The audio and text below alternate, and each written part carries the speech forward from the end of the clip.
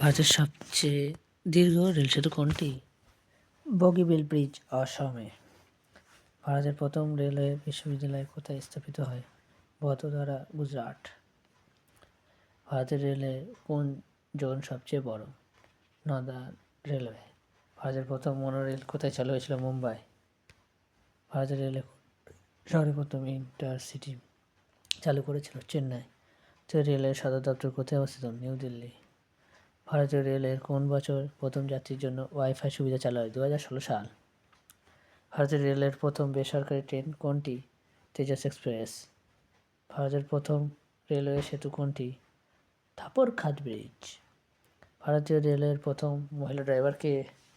সুলেখা যাদব। কোন railway station সবচেয়ে উঁচুতে অবস্থিত? ঘুম রেল স্টেশন, সেটা হচ্ছে দার্জিলিং, সেটা সবাই ঘুরতে যায়।